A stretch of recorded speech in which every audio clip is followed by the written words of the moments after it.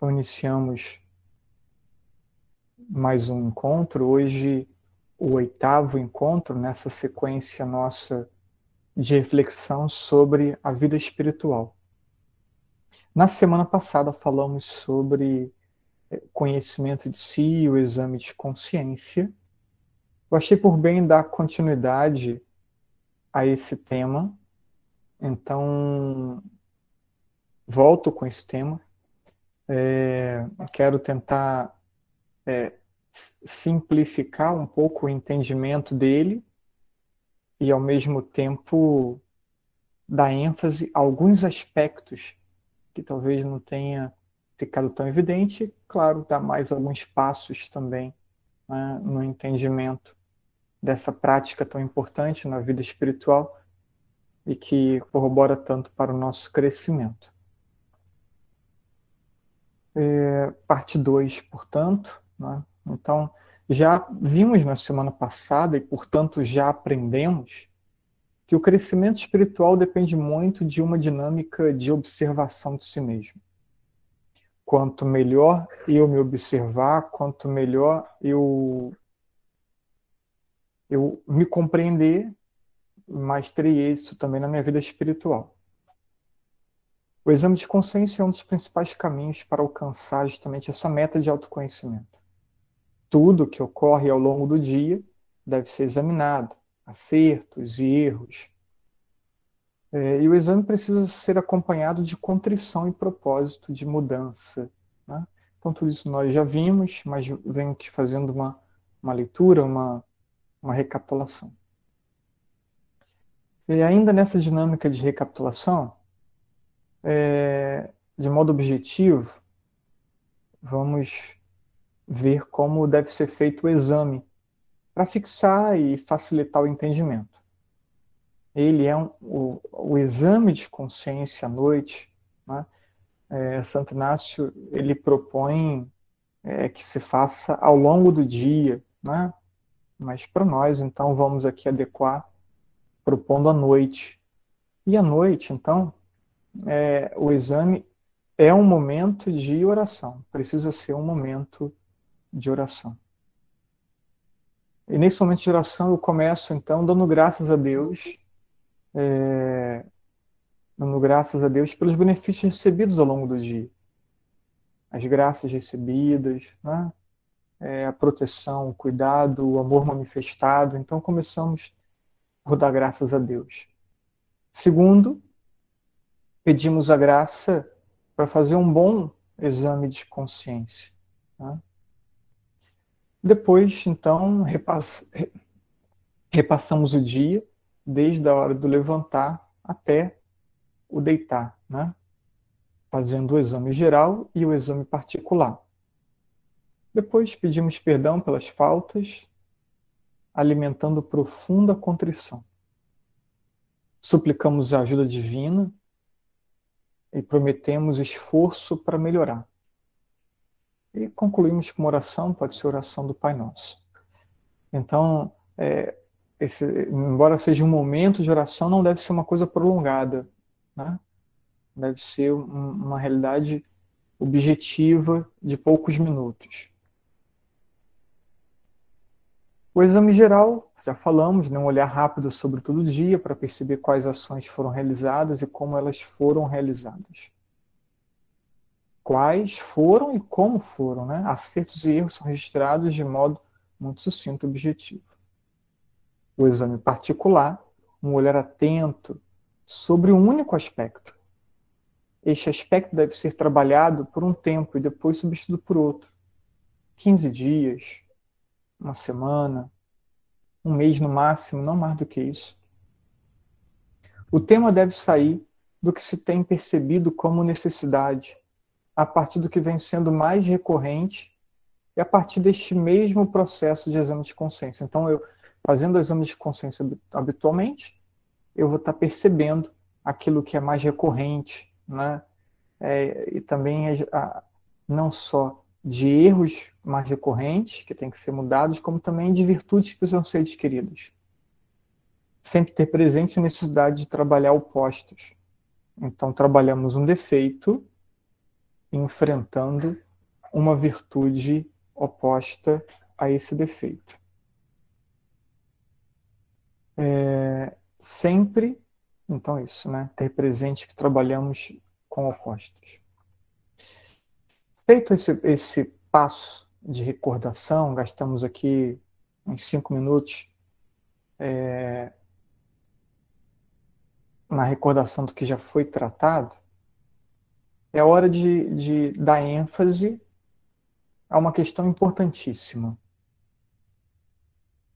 Partir das manifestações exteriores para as motivações interiores.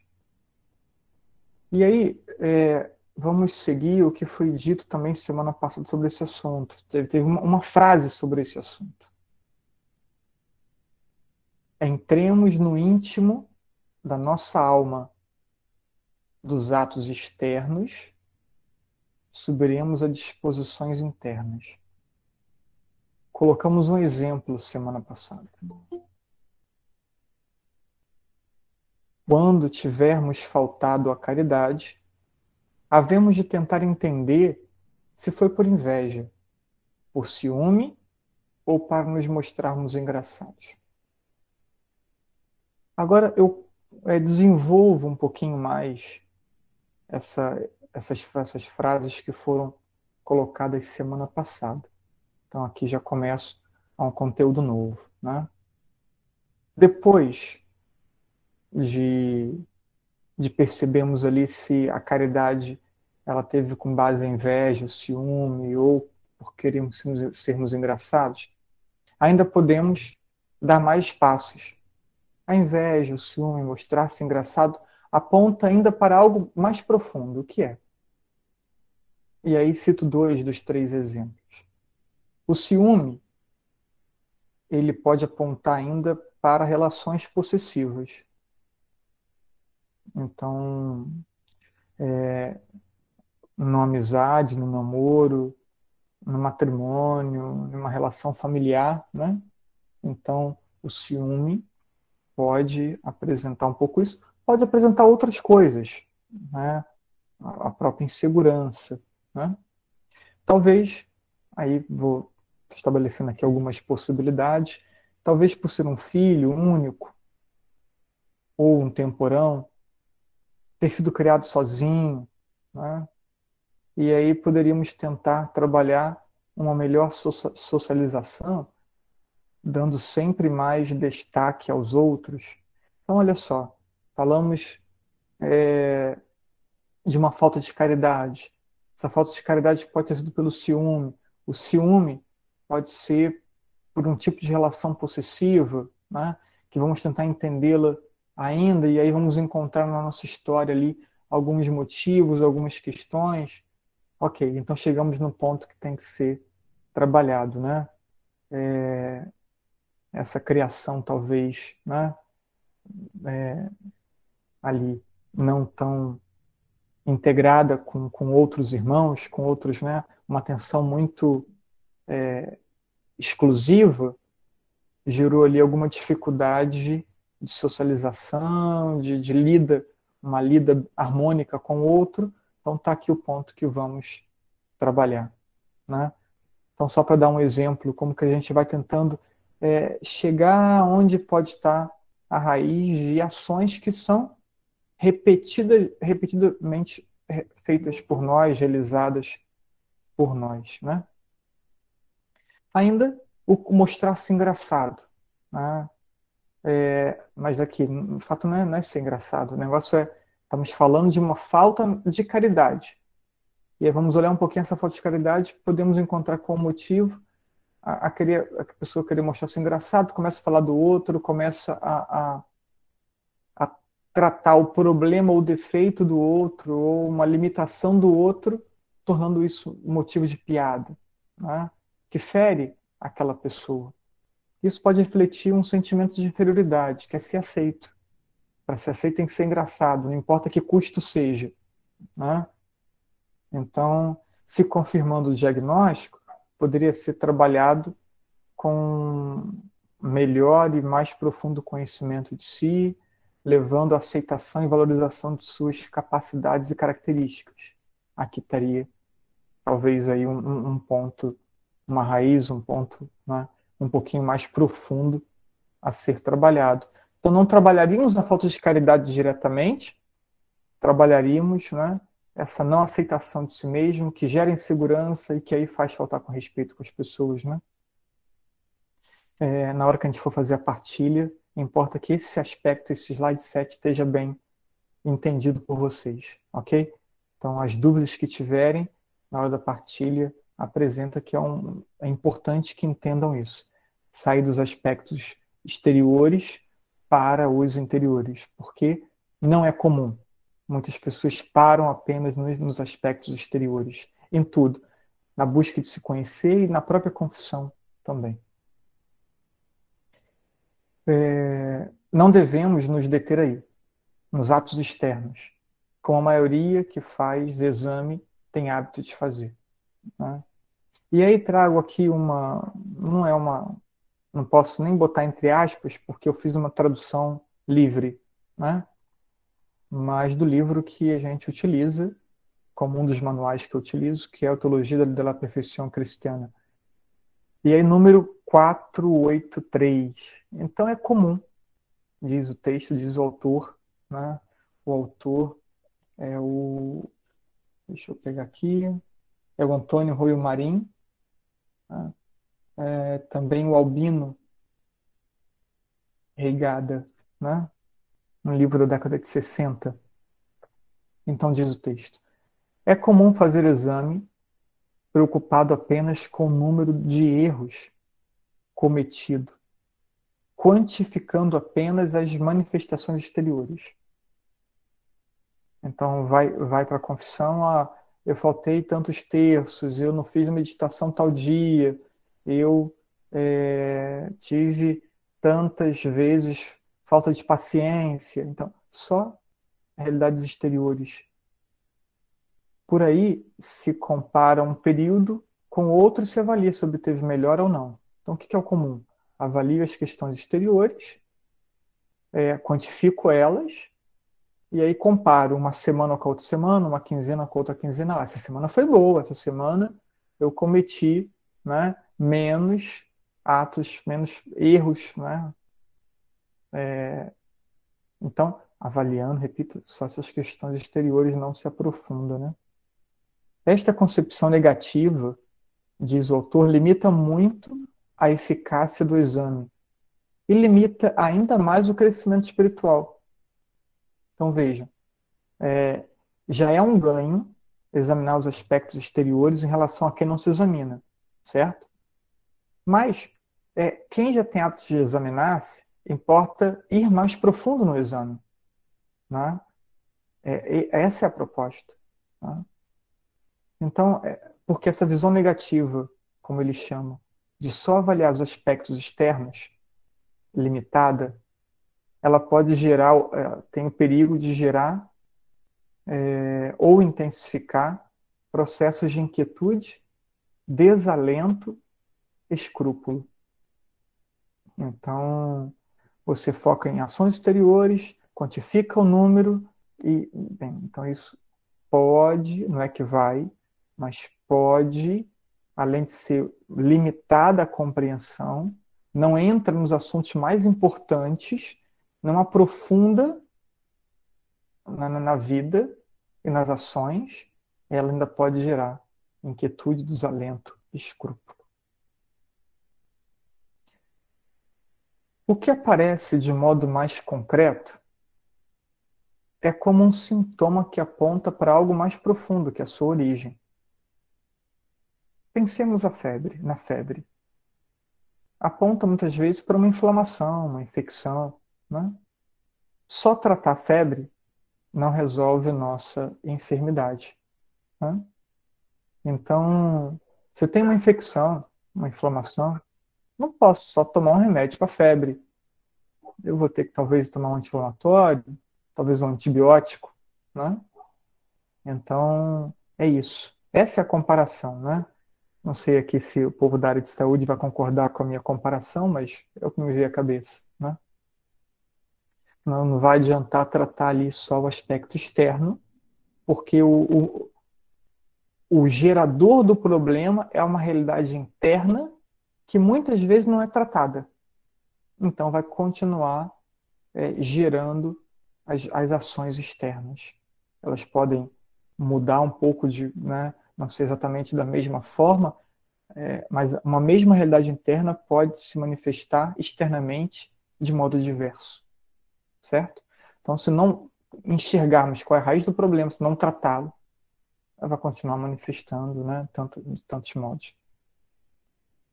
Então, precisamos, além do dado imediato, que é o aspecto externo, e a origem dos erros que precisam ser tratados, né? E, como é comum dizer, a raiz do problema. Né? Importa rezarmos com profundidade e levarmos este assunto também para o nosso exame. Aqui dou mais um passo. Saio só do exame dos erros, das ações, mas também para a gente pensar a própria oração em si, né? A oração realizada. Não só examinar aquilo que não é feito, aquilo que é feito errado, mas examinar a própria oração. Nos propomos a tratar sobre a vida espiritual e começamos por presença de Deus, pois a função do plano espiritual é nos unir a Deus. Se for apenas práticas exteriores, não serão capazes de proporcionar santidade de vida. Preciso rezar e perceber que estou me aproximando de Deus, e não apenas cumprindo uma lista de obrigações de minha fé ao longo do dia. Olha só, sair dos elementos exteriores para o interior. E isso também não é vida de oração. Eu posso rezar o terço, eu posso anunciar o mistério, mas eu posso não contemplar o mistério. Então, eu posso rezar o terço, e esse terço não me colocar na presença de Deus, não me gerar a presença de Deus. Então ele não cumpriu o seu propósito. Ele foi rezado integralmente, pode ter sido rezado até de forma lenta, mas se não teve a contemplação do mistério, e se eu não essa oração não me proporcionou, né, estar em comunhão com Deus, perceber sua presença, ou eu me colocar em sua presença, pode ter sido apenas um ato externo, né? Um corpo sem alma. Né? Também, esse aqui, slide 10, então o slide 7 o slide 10 precisam então, também ser bem compreendido. Depois também é um ponto importante voltarmos na partilha. Precisamos examinar se nossas práticas de oração estão satisfatórias, se podem ser aperfeiçoadas, ou se vazias e distraídas. Se vazias ou distraídas, por quais motivos? Olha quanta coisa para a gente avaliar. Então não é só dizer, rezei o terço, fiz leitura bíblica, fui à missa, tá? Mas como eu rezei o terço? Como fiz a leitura? Tá? Então, eu aprofundo um pouquinho isso aqui. Né? E aí, eu acabei sendo distraído, mas não foi culpa minha. Né? Tava aí a Camila na igreja rezando o terço, e eu sentei do ladinho dela e fui lá puxar assunto com ela, coitadinha. Atrapalhei o terço da Camila, né? E aí, Camila não teve culpa na distração que o padre provocou nela, né? Então, essas são distrações involuntárias. Mas tem aquelas que a gente se distrai sozinho, né? E é essas que a gente tem que ter um cuidado maior. Se as distrações estão sendo voluntárias ou possíveis de serem evitadas, né? Então, aí temos que pensar, estão sendo voluntárias, mas então o horário que eu estou rezando é o melhor horário ou não, né? Teria um horário melhor para rezar com mais atenção? Ou teria um ambiente melhor, né? Para eu fazer a oração? De repente, o ambiente que eu estou rezando está muito barulhento, tá, né? Enfim, então, aí são pontos aí a serem avaliados. O exame deve levar à contrição. Então, dor por ter ofendido a Deus, né? A firme resolução de melhora, né, que é o propósito. Então, o exame deve estar apontando para essa realidade. A contrição lamenta o mal e aponta para o fim de nossa existência. A glória de Deus, o amor de Deus por Ele mesmo, né? Então, sinto a dor porque deixei de dar glória a Deus, eu sinto a dor porque ofendi a Deus que me ama tanto, né? E eu quero amá-lo, então por isso tem que estar com o coração contrito. O propósito, a firme resolução, então busca o bem, né? Propósito firme porque eu quero conhecer mais a Deus, eu quero assumir a sua vontade que eu estou fraquejando, não estou conseguindo, né? Quero ser dócil às graças recebidas. O exame tende a dar unidade e constância a toda a vida espiritual. Por meio do exame, eu vejo com mais clareza a minha vida, eu percebo, né? Eu sou iluminado, eu evito os perigos, eu posso evitar os perigos porque eu agora enxergo melhor a vida e o contexto e o que me leva ao erro, né? Então, posso escrever errado aí, né? Mas posso corrigir os defeitos com mais facilidade, né? E eu também consigo entender um caminho, consigo traçar um caminho para seguir, um caminho que seja um caminho de verdade, de crescimento, né? O exame me possibilita ter uma ideia mais clara, portanto, sobre o meu interior, o que vai evidenciar mais as debilidades e as virtudes, né? Não parar só em fraqueza, também não só considerar virtude, mas entender que, né, e perceber as debilidades e as qualidades. E vai possibilitar caminhar com mais segurança numa dinâmica de crescimento espiritual, né? Então, a gente espera que essas duas formações, meditações sobre o exame de consciência, o conhecimento de si, nos leve de verdade a perceber a sua importância, né? Aí deixo aqui uma provocação, né? Um desafio. Qual é a maior ou mais frequente motivação para buscar a santidade? É o amor ao próprio Deus ou o medo do inferno? O que que me motiva a evitar o pecado? O que que me motiva a oração? O amor ao próprio Deus ou o medo do inferno? Muitos vão responder o amor a Deus, né? Será? Importa temer a condenação eterna e agir para evitar isso a todo custo. Ouvimos aí durante a semana, Lucas capítulo 13, versículo 24, fazer todo o esforço possível para entrar pela porta estreita. E o texto dizia, muitos não vão entrar, não vão conseguir entrar, né? No entanto, é muito mais perfeito não agir por medo, mas tendo o desejo de amar a Deus e querer sempre estar unido a Ele como motivação principal. Então, as duas realidades são realidades motivadoras: o medo do inferno e o amor a Deus.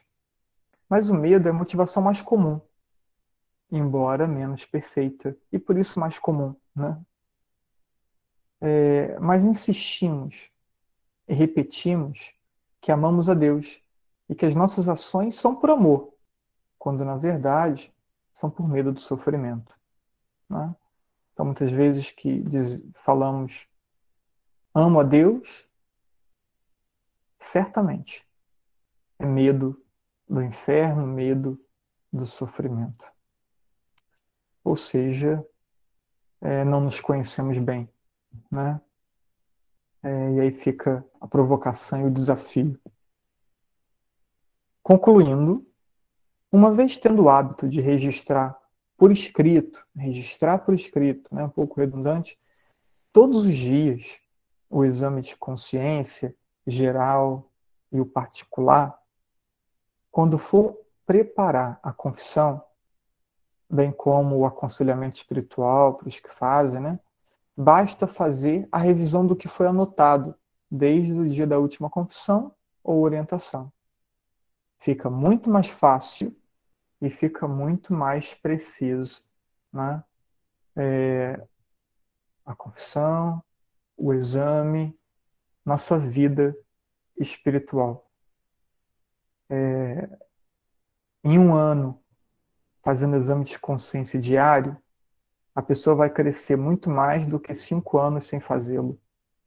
Não há dúvida disso. Estou aqui falando 5, né? Mas é para dizer que o impacto de um ano fazendo exame de consciência é muito, muito grande, né? Fazendo exame diário por escrito. Alguns autores falando de Santo Inácio e dos discípulos de Santo Inácio, né?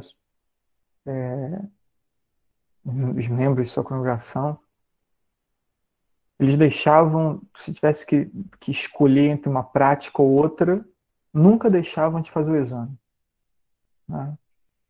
Em alguns momentos a gente acaba tendo que escolher uma prática ou outra, né?